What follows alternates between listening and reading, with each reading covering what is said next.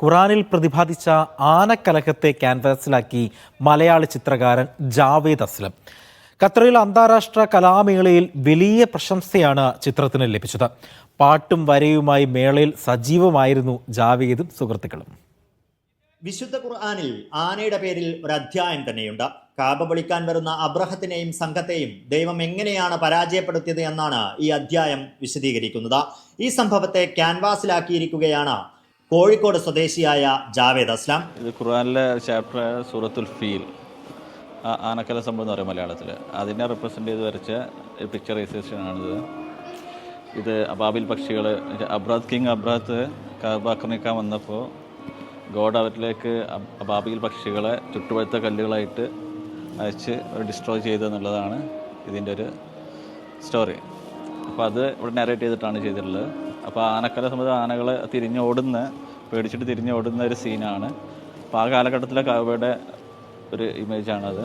അപ്പോൾ ആ ഒരു ആർമി പേടിച്ച് തിരിച്ചോടുന്ന സീനാണ് ഇവിടെ പിക്ചറൈസ് ചെയ്തിട്ടുള്ളത്. ഇത് ആക്ച്വലി ഞാൻ കുറേ വർഷങ്ങൾക്ക് മുമ്പ് ഖുറാൻ ബേസ് ആയിട്ട് കുറച്ച് സീരീസ് ഓഫ് വർക്ക് ചെയ്തിട്ടുണ്ടായിരുന്നു. അപ്പോൾ ആ ചെയ്തതിൽ എനിക്ക് ഏറ്റവും ഇഷ്ടപ്പെട്ട ഒരു പിക്ചറൈസേഷൻ ആയിരുന്നു ഇത്. ബിക്കോസ് ഇത് എല്ലാ ചെറിയ കുട്ടികൾക്ക് വരെ അറിയുന്ന ഒരു സ്റ്റോറിയാണ്, പെട്ടെന്ന് നമുക്ക് കൺവേ ചെയ്യാൻ പറ്റുന്ന. ഇപ്പോൾ ജസ്റ്റ് സൂറത്തുൽ ഫീൽ എന്ന് പറഞ്ഞാൽ എല്ലാവർക്കും മനസ്സിലാവുന്ന സ്റ്റോറിയാണ്. അപ്പോൾ അത് അതിനെ എൻലാർജ് ചെയ്തിട്ട് ഓയിൽ പെയിൻറ്റിൽ ചെയ്ത വർക്കാണ്. അതുകൊണ്ടാണ് ചൂസ് ചെയ്തത്. ഖത്തറിലെ കൂടുതലും എന്താ പറയുക, ഇവിടുത്തെ നെറ്റീവ്സ് ആളുകളാണ് കൂടുതൽ ഇതിനെ അവർക്ക് പെട്ടെന്ന് അറിയാൻ പറ്റുന്നുണ്ട് എന്താണ്. അടുത്തേക്ക് വരുമ്പോൾ നമ്മൾ ഡിസ്ക്രൈബ് ചെയ്യാതെ തന്നെ അവർക്ക് ഇതെന്താണ് സ്റ്റോറി എന്ന് മനസ്സിലാവുന്നുണ്ട്. ബാക്കിയുള്ള ഇപ്പോൾ ഫോറിൻ കൺട്രീസ് നിന്നുള്ള ആർട്ടിസ്റ്റുകൾക്കും ഓഡിയൻസിനൊക്കെ ടോട്ടലി പിക്ചർ കാണുമ്പോൾ അതിൻ്റെ ഒരു ഗ്രേറ്റ് ഫീലും പിന്നെ നമ്മൾ എക്സ്പ്ലെയിൻ ചെയ്യുമ്പോൾ അതിലേക്കൊന്നും കൂടി എൻ്റർ ചെയ്യാൻ പറ്റുന്നുള്ള ഒരു ക്ലിയറാണ്.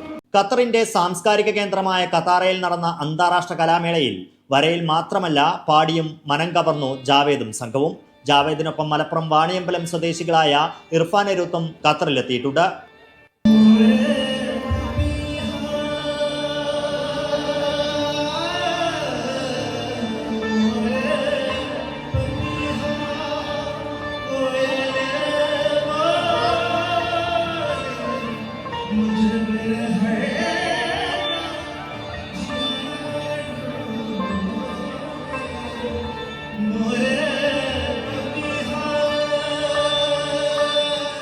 നാട്ടിൽ മെഹ്ഫിൽ ഇസമ എന്ന പേരിൽ ഒരു സംഗീത ബാൻഡും ഇവർ നടത്തുന്നു.